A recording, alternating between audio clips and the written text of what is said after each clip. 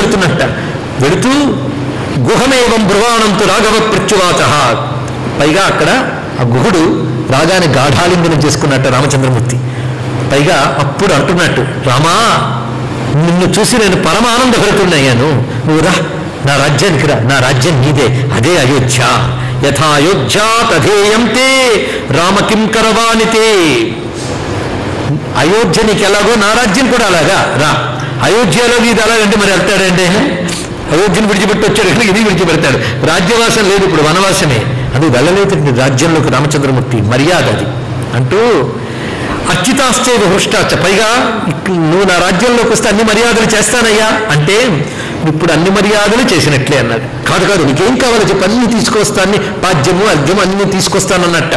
చూడు నువ్వు నా కోసం రావడమే నాకు చేసిన పెద్ద అర్చన అన్నట్టు. ఎంత గొప్ప మాట చూడండి. ఇక్కడ భగవంతుడి కోసం ఆర్తిగా మనం ఉంటే అదే పెద్ద ఆరాధన అండి. అంతేగాని ఎన్ని కుంకుమలు వేసితిమి, ఎన్ని లక్ష కుసుమములు వేసితిమి అని చెప్పడం కాదు ఇక్కడ. అలాగని రేపటి పూలు మానేస్తానండి అని చెప్పద్దు, అది మహాఘోరం ఇక్కడ. ఆర్తి తపన. అందుకే అర్చితాశ్చైవ హృష్టాశ్చ భవతా సర్వదా వయం పద్భ్యామభిగమాశ్చైవ స్నేహం సందర్శనేన చ. రాముడు అబ్జర్వేషన్ చూడండి ఎంత గొప్పగా చెప్తున్నాడు. అయ్యా నువ్వు బోయలు రాజువి, నీకంటూ ఒక మర్యాద ఉంది. నన్ను చూసిన ఆత్రంలో కాలికి చెప్పులు కూడా వేసుకోకుండా వచ్చేసేవే, ఎంతకంటే ప్రేమ ఇంకేమిటి అయ్యా అన్నాడండి. ఏమి ఆయన పరిశీలించిన భయం. పద్భ్యాం అభిగమాశ్చైవ, ఉట్టి పాదాలతో వచ్చేసేవి.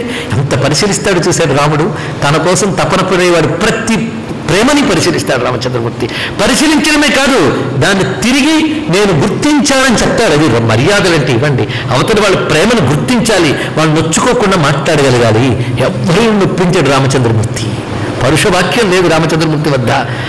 అంతేగాని నీకు తెలుసు కదా నేను అడగలకు తప్ప ఇప్పుడు మన రాజ్యానికి రాను, ఇలా మాట్లాడగలగా వెళ్ళు అనలేదండి. మాట తీరు ఇక్కడ. నువ్వు నన్ను అర్చించినట్టే అయితే ఏదైనా తీసుకో అని జలములు అన్ని తీసుకొచ్చట. అప్పుడు రామచంద్రమూర్తి జలమాత్రంతో సంప్రాప్స్య. ఏ ఆటవిక సంపదలు తప్ప నగర సంపదలు రాజ్య సంపదలు స్వీకరించేటప్పుడు జలమాత్రంతో సంప్రాప్య, జలమాత్రమే స్వీకరించాడు. అప్పుడు స్వాగతంతే మహాబహోత్తవేయమఖిలేమహి. ఏమిటి స్వామి నువ్వు అంటున్నది?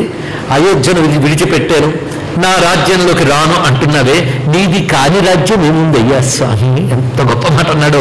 తవేయం అఖిలామహి, ఈ సమస్త భూమి నీది, నీది కానిది నీది అయినది అని రెండున్నాయా? వయం ప్రేష్య భవాన్ భర్త సాధురాజ్యం ప్రసాదిన. నువ్వు చెప్పాలి, మేము చెయ్యాలి, మేము కింకరులమే అని అంటే ఆ ప్రేమకు భుజం తట్టి నా నియమం ప్రకారం నేను ఇక్కడ ఉంటానయ్యా, మా గుర్రాలకు కావలసిన దానాలు ఏర్పాటు చేయాలన్నట్టాడు మహానుభావుడు. ఆ తర్వాత అక్కడ తెచ్చిన గడ్డి పరుచుకుని రామచంద్రమూర్తి అలసి సీతమ్మతో నిద్రపోతున్నట్టండి గడ్డి మీద. అక్కడ లక్ష్మణస్వామి రాత్రి అలా కూర్చున్నాడు. ఆ రాత్రి గుహుడు కూడా పక్కన కూర్చున్నాడు. గుహుడు శృంగివేరపురాధిపతి నిషధాధిపతి అంటున్నాడు ఆ రాముణ్ణి చూస్తూ, నువ్వు నిద్రపో, నేనున్నాననే రాత్రంతా కాపలా కాస్తానని. లక్ష్మణుడు కళ్ళ నిండా నీళ్లున్నాయి. హంసతూలికా తల్పాల మీద ఉన్న మా అన్నా వదిన ఇక్కడి గడ్డి మీద పడుకుంటే నా కంటికి నిద్రస్తుందా, ఆకలిస్తుందా? ఇద్దరు కూర్చున్నట్ట. అప్పుడు గుహుడు చెప్తున్నాడు, లక్ష్మణ నీకు తెలుసో లేదో, నాకు రాముడి కంటే ఏది గొప్ప వస్తువు లేదయ్యా. ఇదండి గుహుని భక్తి. నహి రామా ప్రియతమో మమాస్తు భువి కశ్చన. ఈ భూమి యందు రాముడి కంటే ఇష్టమైన వస్తువు నాకేదీ లేదు. ఇది నేను ఆవేశంతో చెప్పట్లేదు సుమా. బ్రవీమేతదహం సత్య సత్యేనైన చతే సపే. సత్యం మీద ఒట్టు పెట్టి చెప్తున్నాను, ఇది సత్యం అన్నట్టండి ఇక్కడ.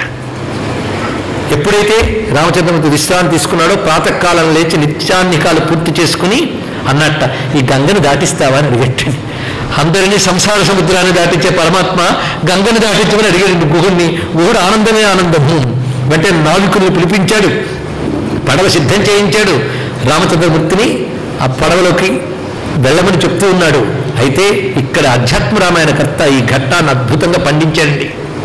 మళ్ళీ పండితులు తయారయ్యి అధ్యాత్మ రామాయణం ప్రమాణమా ఇది మళ్ళీ గోల పెట్టద్దు, భక్తుడు అనుభూతిని పాడు చెప్తూ దయచేసి. ఇక్కడ ఆ గుహుడు రామచంద్రమూర్తి పడవెక్కేటప్పుడు కాళ్ళు కడుగుతున్నట్ట. క్షాళయామి తవ పాద పంకజం నాథదారు దృశయోక్యమంతరం. స్వామి నీ కాళ్ళు కడుగుతానయ్యా. కాళ్ళు కడుగుతాను అంటే మర్యాద పురుషోత్తరుని రామచంద్రమూర్తి అంగీకరించడు. అందుకు చమత్కారం చేసేట, స్వామి నీ కాళ్ళు కడగని, అది నా ప్రయోజనం కోసం. ఎందుకంటే నీ కాళ్ళు కడిగి దుమ్ము లేకుండా బాగా తుడిస్తాను, అప్పుడు నువ్వు పడవెక్కు.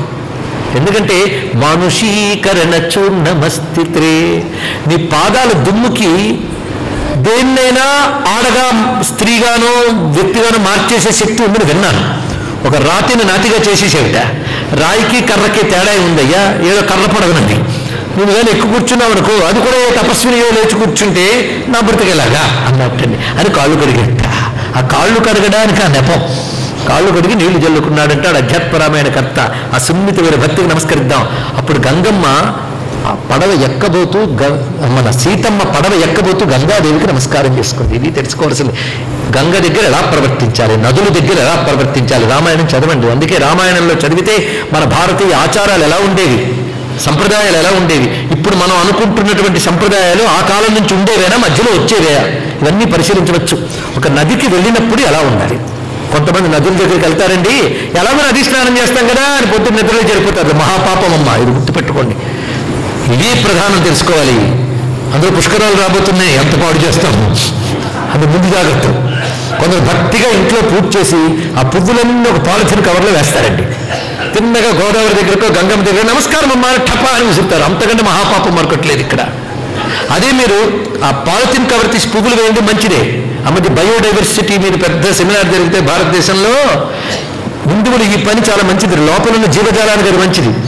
కానీ ఆ పాలిథిన్ మాత్రం ఏ జీవికి మంచిది కాదండి, తేదొక మానవుడితో సహా.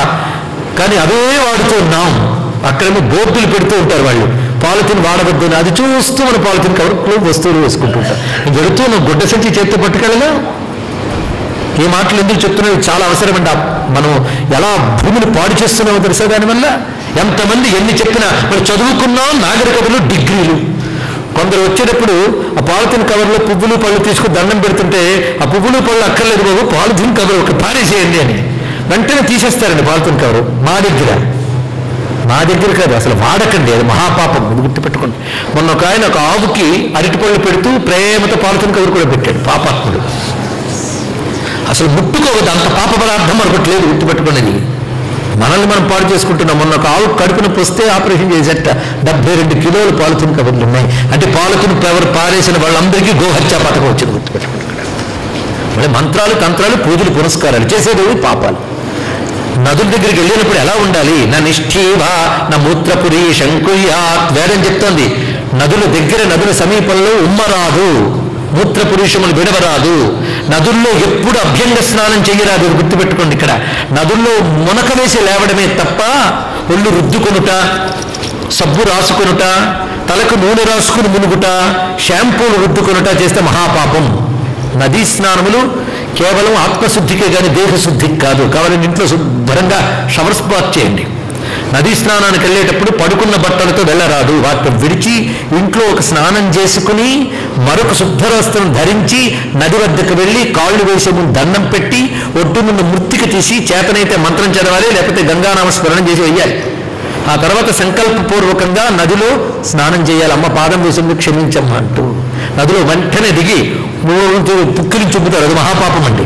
ఒకరోజు గంగమ్మ అమ్మ మీద ఉమ్మడం పాపమా కదా చెప్పండి. ఇక్కడ అది పాశ్చాత్య దేశాలకు వెళ్తే అద్దాల్లా కనబడతాయండి నదులన్నీ.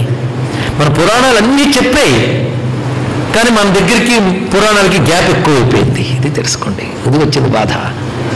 వాళ్ళు మన పురాణాల్లో చెప్పినవన్నీ పాశ్చాత్యులు పాటిస్తున్నారు, ప్రకృతిని కాపాడుకుంటున్నారు. మన హనుమను పుణ్యము దేవుడు ఎరుగు, ముందు అది పవిత్రంగా ఉంచితే చాలా మంచిది. తెలుసుకోండి. ఇక్కడ సీతమ్మ నమస్కారం చేసింది గంగమ్మకి. చేసి ఆవిడ ఉత్సాహం ఆవిడదే, వనవాసం చేస్తున్నాడు. ఏ వనదుర్గా రూపమో తల్లి, నమస్కారం చేసుకుందాం. యాని త్వత్తీర వాసీని దైవితానికి సంతి తాని సర్వాణి యక్ష్యామి తీర్థాన్యాయతనాని చ. ఎంత గొప్పగా చెప్పిందండి. అమ్మా నేను ఇప్పుడు పడవెక్కుతున్నాం, మేమందరం క్షేమంగా వనవాసం జరిగేటట్టు అనుగ్రహించమ్మా, తిరిగి మేము క్షేమంగా వచ్చి నీ జాతరలు చేస్తాం తల్లి.